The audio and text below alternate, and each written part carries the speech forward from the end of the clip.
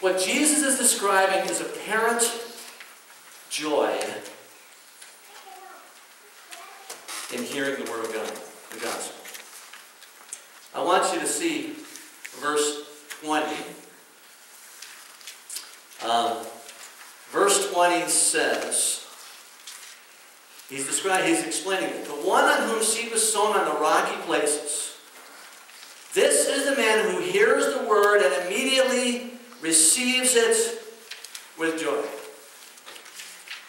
Now, I have worded this thing carefully so that you understand Jesus describes apparent joy in the gospel. When you and I talk to people about Jesus Christ, some people, instead of being disinterested, they might express some curiosity about what this is about. In their minds, they're beginning to realize that there is more to life than what is just what we can see. They may attend a Christian event out of curiosity, and eventually they might even take some steps to find some answers. They may begin to understand that there is a difference between Christianity and other religions. They may even begin to intellectually begin to believe that Jesus is God. And at some point they'll hear a stirring message, or they'll go to some seminar, or they'll go and hear the gospel preached by somebody, and they get fired up. I mean, they're the ones that raise their hand. They're the ones that bow their head. They're the ones who walk the aisle.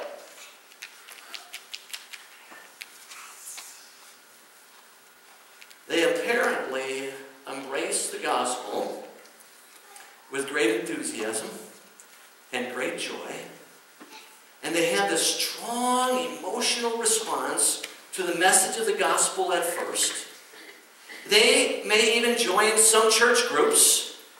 And they may buy the right books. And they may come to all the courses. And they may even share their testimony at a worship service. They gush about how great God is. They gush about how much they are in love with Jesus. And it looks like the gospel is real and genuine in their life. It looks like there's a lot of joy in Jesus. But here is where this whole parable takes kind of a turn for the worse. I want you to go to point 3. Jesus describes people who never develop deep roots. Think about this for the moment. He says in verse 21, and the one on whom seed was sown on the rocky places, this is the man who hears the word and immediately receives it with joy, yet he has no firm root in himself, but is only what? Temporary. Is only temporary. Now this is kind of a gut-wrenching response because Jesus is describing people who look like they've embraced Jesus with great emotion and great joy, but deep down there are no firm roots.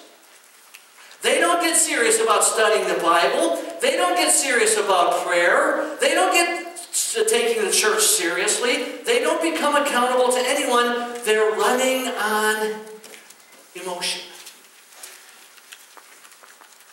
And you and I know this well. I'm not going to say something to you now that is anywhere shocking or new to you. But emotion and enthusiasm can only take you so far. Right? Emotion and enthusiasm can only take you so far.